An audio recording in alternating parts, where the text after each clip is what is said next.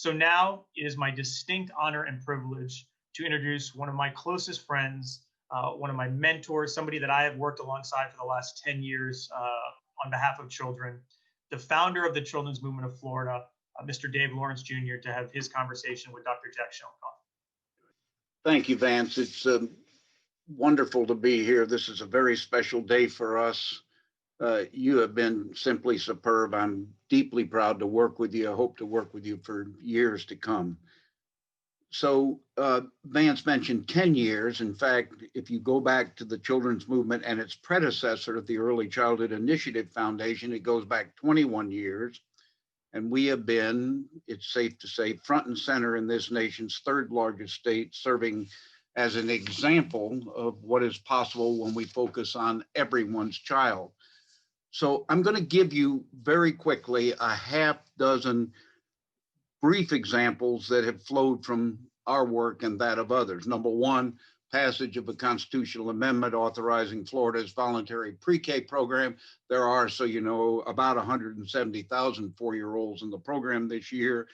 Number two, the growing number of children's services councils. There are now 11 of them just passed, and were such councils in Escambia and Leon counties. And just think about it. People voted to tax themselves to help children get off to a good start in school and in life. Number three, the Reading Pals program. It wouldn't happen without the underwriting of Carol and Barney Barnett. We have 209 locations, 634 classrooms, 2,289 volunteers. And in this past year, we've served 3,445 early learners. Number four, we've been building Help Me Grow, 24-hour phone lines for giving parents information to help their children succeed. Number five, real progress toward genuine high quality in programs, because we know that only real quality leads to superb outcomes for children. And we now have, number six, tens of thousands of more children who have health insurance, with many more to go. So we have learned from an extraordinary number of folks, and there is no better example in my life and in my work than our leadoff speaker this morning, Dr. Jack Shonkoff. No leader has been more important in the work that we do than Jack Shonkoff, who is Julius B. Richmond Professor of Child Health and Development at Harvard. He's the chair of the National Scientific Council on the Developing Child. And I think he is the country's, if not beyond, country's best example of a great voice on the topic of brain research in early childhood. Now, you can look up in Google, but you can't find out in Google that the latest book he's read is John Barry's wonderful book on the pandemic of a century ago called The Great Influenza, which blends history, science, intrigue, and politics. Well worth reading. And number two, to be even a bit more personal, that he had a childhood of some frustration. He never learned to whistle. It was a challenge of such proportions that he felt, quote, quite self-conscious about it throughout my childhood. He still doesn't know how to whistle, but I do, Jack. I can do songs and so forth, and I will teach you subsequently, and that'll be your honorarium for this. We have 20 minutes max. I'm going to ask just 2 questions. If we have a little time left over, we'll get a question or two from the hundreds watching all of this. The first question: what does the latest early childhood brain research tell us about unrealized opportunities for promotion of equity in this country? What opportunities exist to get children on a level playing field? And Jack, why is it important to get children on that level playing field early? So Dr. Shonkoff, start there if you would, please. Well, thanks, Dave. It's great to be here. Overly generous introduction. I appreciate that. I think all of you in the audience know that when Dave asks you to do something, you can't say no. So you should take that lesson from this whole institute, I think, going forward, this whole summit. So those are a mouthful of questions. If I had 6 minutes to answer it, I could do better than in 4. But let me say this. I know it's a pretty diverse audience out there. I'm assuming that everyone in the audience understands how kind of early experiences affect the development of the brain, and that the conditions under which kind of families are raising children really affect the foundations of their readiness to succeed in school, their ultimate economic productivity, and a whole lot of other things. But what I want to, the way I'd like to answer your question is to kind of tee up some new themes that are coming out of cutting edge science that need to build on what we already know. Nothing's being replaced, but there's a new story and there's a new mindset for early childhood. So your question, David, what do we know about brain science is, I'll say actually, if I have a slide to put up, if someone could please load that slide. And please click when I ask you to click. So what I want to kind of say in answering this question is that we're living in a revolution in 21st century biology. Everybody understands that. It produces a vaccine in less than a year. The power of this biology for new mindset is focused on three concepts. So if I can have the first hit, click. So if you want to know what the latest is on brain research, let me tell you that the brain is connected to the rest of the body. So everything that we've said in the early childhood field about how positive experiences create a strong foundation for learning and significant adversity disrupts circuits in the brain, disrupts its architecture. So it also affects the immune system, it affects metabolic systems. They're all connected to each other. They talk back and forth to each other. They all talk to the brain talks to them. And so the first message here is brain science is screaming, I'm connected to the rest of the body. And what happens early on is as much of an influence on lifelong physical and mental health as it is on early learning and school readiness. Okay, if I could have the next click. So the other major concept that comes out of where the science is right now is that everything related to learning, behavior, physical health, mental health, is all a product of the interaction between how each of us is uniquely wired genetically. Unless you have an identical twin, your genes are completely unique from everybody else's, but it's not your genes that determine any of these things. It's how your genes interact with the environment. And so everything is about the interaction between the experiences we have and what we're exposed to in our environments and our genetic differences. And the big message from the science is there's huge variability in how sensitive we are to the environment. Everybody who has more than one child knows that. Anybody who knows anybody who knows more than one child, they're not the same. Kids are different in terms of how sensitive they are to what's going on around them. So the big message here is let's stop asking about what's the best program for kids living in poverty or what's the best program for families experiencing the burdens of racism and raising their children, and ask what do we know about what works for different kinds of circumstances. That's the essence of what the science is telling us. Huge variability in response to the environment, huge variability in response to interventions. The third concept is the concept of timing and critical periods. So we have known for a long time that there are periods in the development of the brain when it is most open to the influence of the environment. We call these critical or sensitive periods. This is why we have been putting so much attention on the early years. What it means is in a critical or sensitive period, it's a time, let's talk about the brain for a minute, when you're most susceptible to influences of the environment, most able to take in good experiences and build a strong foundation, most vulnerable to adversity where it can disrupt things that are building in that critical period.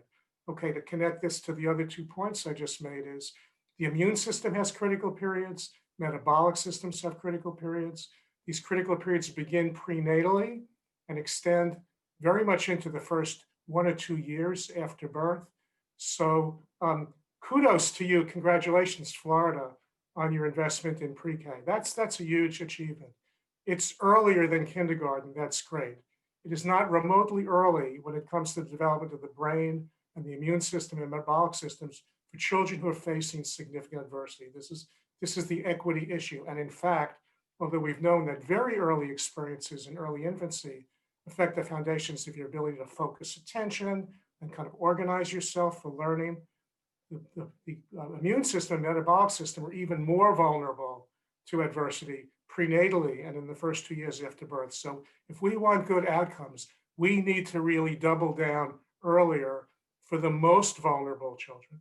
everybody, I mean, most of what kids need, they're provided from their families and their communities. This is not about a government answer to everything. But if we want to double down on what the science is telling us, we have to start earlier for the children who are facing the greatest adversity. And that gets us into issues related to deep poverty and racism and exposure to violence. Um, and starting prenatally is kind of what the science is screaming at us, and certainly in the first 1 to 2 years after birth. So let me just kind of stop right there and see if you want to ask me more about that, Dave. So And this is the uh, I've got a good second question, but let me give you a 1.5 question. I've heard you talk before that this is lifelong, and that what happens early, you'll see it decades later in health outcomes. Would you talk about that for a moment? Yeah, absolutely. So life's a one-way street, right? I mean, you can't, whatever happens early kind of gives you either a sturdy foundation or a weaker foundation. But it's not a death sentence if you're facing a lot of adversity. It's not a guarantee if you're living in a good environment. It's a matter of probabilities. So, but what I mean by a one-way street is that everything that happens at any point along the way is building on what happened before. You can't go back and redo. If you're 5 years old, you see, gee, I'd like to go back and redo what happens when I'm 1 year old and 2 years old. Or if I'm 50 and I want to go back to 15. So but the important point here is that there's always opportunities to intervene in. Nothing is predetermined. Um, but once we pass certain parts of development, it's too late to go back and redo it. Not too late to try to make things better, but we'll never get them as good as they would be if we're always playing catch up. We can make things better. They'll never be as good as they would have been had we started very early. And that's true for early learning. It's true for school achievement. It's true for physical health. It's true for mental health. The most common chronic illnesses in adults that bust everybody's budget at the federal and state level: heart disease, hypertension, diabetes, depression, addictions. All of these disorders have their roots in early childhood. Prevention is not about starting to eat better and exercise more when you're 35 or 40, no less 50. And actually, what we're learning in a lot of this biology very early on, prenatally and in infancy, is that inflammation, excessive inflammation inside your body, is one of the cardinal features of the stress response. And we've talked about how it affects your brain, but we also know it affects other systems. If you look at the high risk conditions that make you more vulnerable to get sicker from COVID-19 and die, hypertension, obesity, diabetes, heart disease, they start early in life. It's not an accident that they're more frequent among people who experience poverty and racism, and it's not overwhelmingly at all genetic. It's about life experiences. So we need to broaden our lens. This is as much about education as it's always been, but it's also about health. Those of you who are in the legislature, this is not just on the poor back of the education budget. This is about saving money in the health budget down the road. So, Jack, we have a lot of business leaders on this call this morning. What's your message for business leaders, some of whom may never have heard of this topic or have heard little about this? And we have a rising tide and a rising question about equity and opportunity and the gap and so forth, and wealth and other things. What's your message for business leaders, and what can they do about it? And is this something that, boy, I'm going to have a lot lesser profit to do this, Yeah. to be involved in this kind of work? So can I have my second slide up, and then I'll try to give you a bumper sticker answer to this. But my message to business leaders is, if you want to learn more about this, this is not a kind of a shameless self-promotion, but just to put up, this is a link for our website. We have a ton of material on there. If you want to read more about this, I'll give you some take-home messages. But our latest working paper, you can see, is about this connecting the brain to the rest of the body. But here's my message to business leaders. I think, I mean, you get a pitch very often about how children are our future and, can kind of need to build a strong foundation for the future. And that's true, but that's a long way off. And let me just kind of say a little bit about what I think business leaders could bring to the table. Start to think about early childhood investment the way you think about how to run a smart business. Okay? And I'm going to use as an example the military's approach to childcare and early education, which we've paid a lot of attention to in the field for a long time. It's not an example of the government doing something. It's an example of a smart organization and business doing something, because the military invested a long time ago in the highest quality childcare we have in the country. And why did they do it? Because they understood that soldiers can't function well if their kids aren't taken care of well during the day. So their motivation was that's how they get optimal performance from their workforce, by making sure that when people come to work, and it's men and women in the military, they're not worried about how well their kids' needs are being taken care of during the day. Number two is that a large percentage of military personnel come from military families. So not only are they investing in the productivity of their current workforce, they're investing in what is going to be a large part of their future workforce. But that's kind of looking down the road. The other thing is, from a business point of view, if you have a better educated, more productive population, not only are there less burdens on public assistance program, you've got more people who are economically productive, and you've got more people who are consumers. Okay, so I think the other message that I'd love to send to the business community, but if anybody wants to spend more time about this, talk with Dave, because this is not, I can throw some lines out at you, but it's really requires some understanding and co-ownership. So among the successful dimensions of an effective, vital business is you put most of your resources into maintaining the quality of your best cash product or your best service or whatever it is you're doing. You're constantly making sure it's top notch, and you're putting some of your resources into an R&D function, because you know that even no matter how good you are, you're not going to stay on top unless you stay ahead of where the field is going next. We need to be investing in high quality in what we're doing in early childhood, but we need to also be investing in where do we go next, not just keep doing the same things over and over again. You understand segmentation when it comes to business. One size doesn't fit all. You look at who your different customers and target populations are. Early childhood needs to do that as well. And the last thing I would say about this is that I learned this from business people. I didn't learn this in medical school. Cost obviously matters a great deal. Everybody knows that. But there's nothing more expensive than spending cheap money on cheap stuff that achieves very little. Okay, so you guys, I learned this from you. The financial issue, the investment issue in early childhood is not about how cheap can we get off by doing this. It's how much can we maximize return on investment. And by investing in good quality services, we get more back. That's smart business. It's not smart business to throw some crumbs at complicated problems and say, well, we're taking care of that. That's actually not a good use of money. So I'm sorry. I don't know whether I took 2 minutes or 3 minutes to say that. No, you did great. So, Dr. Shonkoff, we live in a world where I think lots of people are worried about the pandemic and what it does, particularly in the early childhood years. Yep. The importance of social emotional growth, the importance of hugging people, talking with people, playing with people, and so forth. What's your wisdom for us on this subject and early childhood? Oh God! So let me tie back to some of the things I've just said. You bet everybody's worried about young kids and families, because everybody should be worried about it. And then they're pretty invisible in the field right now in the landscape of COVID-19. But because they're not, babies aren't out there kind of lobbying at the State House. But here are a couple of things to think about. Number one, this is a huge strain on everybody.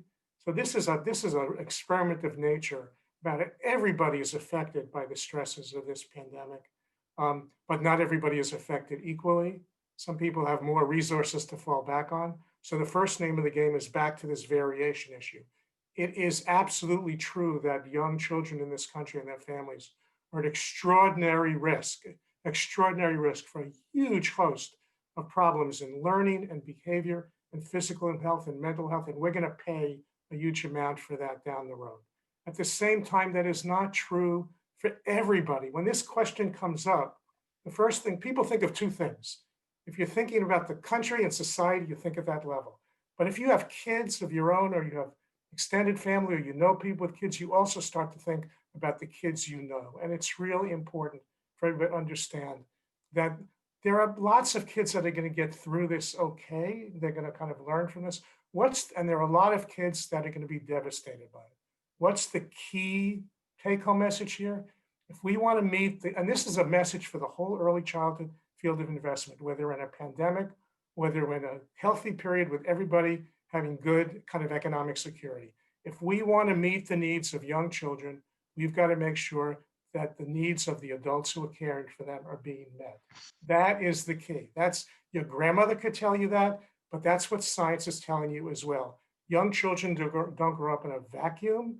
Their well-being is determined by the ability of the adults who care for them to provide a safe and stable and secure and growth-prone environment. And everyone in this environment is stressed. So we need to kind of think about this as a collective responsibility. We are all going to pay a huge price down the road for not addressing the needs of young children right now. And that means addressing the needs of the families. And it starts with people who don't have enough to eat and people who are worried about whether they're going to lose the roof over their heads, don't have the bandwidth to worry about how much time they're spending in kind of cognitively stimulating, language supportive experiences for their kids. People pay attention to that. They do that. Is it important? You bet.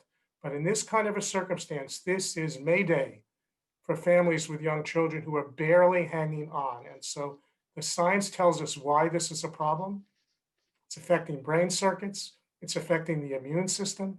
It's affecting metabolic regulation. It's laying this table for a lot of problems later, but I'm not trying to just be a nice guy. This is not a doom and gloom for everybody, but focus on the adults who are caring for kids. These are their families. These are people working in early care and education programs. These are home visitors. Their needs have to be met so that children's needs can be met. Dr. Shonkoff, believe it or not, our time is gone. You were very special. Indeed, I think you are a treasure for the United States of America and the future of children. And I feel blessed to know you and feel great that you have been part of this morning. Thank you so much. You've gotten us off to a great start. My pleasure, Dave. Take care and have a wonderful summit, you guys. Thank you.